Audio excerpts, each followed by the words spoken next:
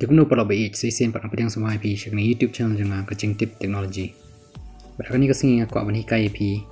Bakumno bapila ban le ya kini art lagi settings. Apa ke phone jang pi ke satu lah ni kerja. Dari dengan hikai IP ya kini art lagi settings bapila ban le apa phone jang pi. Ningkong do pi de ban le ya apa ha settings. Select ini apa settings. Saya select ini. So type SIM. Pila ban to SIM lock lah ni. SIM card lock. Dia kalau mi yang ni SIM card lock. Dia select ini SIM card lock. Dan ni SIM card lock pila ban penan kami kan SIM card lock sebut. Dekat phone jang pi ka jak lah ni satu. Nomor ki bank details jang pi kum ka UPI KA ki long link ka tu dengan salong dangerous mo. Dia pila ban penan kam dengan ni ka SIM card lock. Dia select itu SIM card lock. Dia pila ban jit SIM 1 ni SIM 2 dengan jit ka ada SIM 1. Dia pila jit ada SIM 1 ni SIM 2 dia pila ban yang ni lock SIM card. Dia ada lock SIM card dia pila ban type your password yang ni kan. Kum no pipa 1 2 3 4 5 dia select yang ni tick.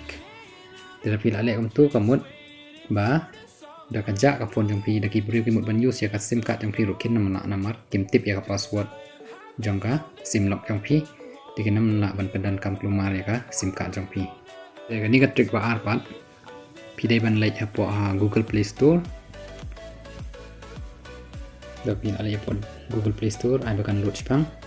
Biasa type ni anjrong Android device manager Realme Android device manager.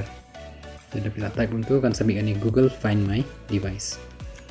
Jadi ni ke Google find ke my device kalau kum ka find my iPhone kum bak kisah dan ha po iPhone kan lakum ta.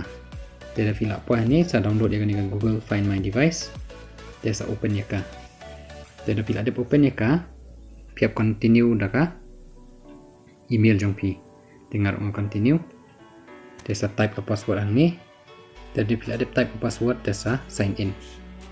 Dia bila ban i-padlock ngala dia type ya ke password. Jangan ni ke email jangan. Dengan select yang ni sign in. Jadi bila ada lihat sign in, pihak ban allow find my device to access this device location. Jadi bila ban while using the app, pemutang report pendan kami ke app, bisa accept. Dan ni bila ban use every time ruk kalong nama daki brio kito ke phone jong pi, ya ke phone jong pi pat ki use maki. Jika kamu dagi on ya ke internet, pila ban tip akan nu ke location baka phone jo pi kadan mentah. Di pila ban lewat ro, pila ban track kontak. Tetang kini ki artli ki tricks ba pila ban. Yo biang ya ki phone jong pi lani ba pin save ya ke phone jong pi. Bukan nam syak tu lani ban nam syak pendan kam baklah.